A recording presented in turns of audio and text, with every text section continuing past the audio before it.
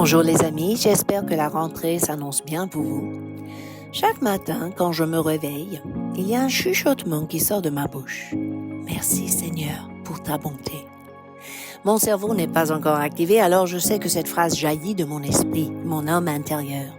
Je crois que quelqu'un qui vit avec cette conviction profonde de la bonté de Dieu interprète les circonstances différemment que tous les autres. Tout comme ses autres attributs, la bonté de Dieu réside dans sa nature, son immuabilité, son infinité, de sorte qu'il est inchangeable et toujours bon.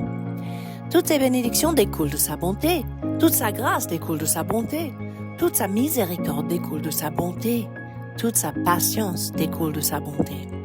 Si on veut parler de la bonté de Dieu, finalement, on a un vrai problème, car le sujet est tellement vaste. En tout cas, je veux ressembler à notre Dieu, qui est riche en bonté. Tout ce qu'il fait, c'est par bonté, même le jugement. Quelqu'un qui ne cesse pas de louer et d'adorer Dieu est quelqu'un qui connaît vraiment la bonté de Dieu. Non intellectuellement, mais par révélation et par expérience.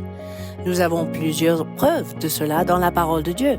Par exemple, Moïse connaissait la bonté de Dieu en détail, même bien après la libération de l'esclavage en Égypte. En Exode 34, 6, nous voyons que l'Éternel passa devant lui et s'écria « L'Éternel, Dieu miséricordieux et compatissant, lent à la colère, riche en bonté et en fidélité. » Et la réaction de Moïse est surprenante. En verset 8, « Aussitôt Moïse s'inclina à terre et se prosterna. » À la découverte de la bonté de Dieu, Moïse adore son Dieu. David aussi, il s'est appuyé sur la bonté de Dieu, même dans son péché, figurez-vous. Dans le psaume 51, versets 1 à 3, nous lisons que David a écrit après la visite de Nathan, le prophète, qui a corrigé David pour son péché avec Bathsheba. Dieu, ô Dieu, aie pitié de moi dans ta bonté. C'était les mots de David. Il a compris que c'était pas le moment de se cacher de Dieu. Au lieu de fuir la présence de Dieu, il s'est jeté dans les bras d'amour de Dieu. Même étant bien conscient que Dieu avait non seulement le pouvoir, mais le vouloir de pardonner son péché. Justement, en raison de sa bonté. Et même face à la persécution, David écrit dans le psaume 59, verset 11, « Mon Dieu vient au-devant de moi dans sa bonté.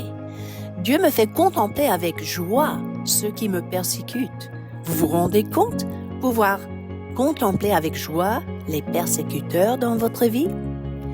Aussi, dans le psaume 86, versets 14 à 15, David écrit, « Ô Dieu, des orgueilleux se sont levés contre moi, etc. Mais toi, Seigneur, tu es un Dieu miséricordieux et compatissant, lent à la colère, riche en bonté et en fidélité. » En fait, David a composé des dizaines de psaumes qui parlent de cette bonté infatigable de Dieu. Par où commencer?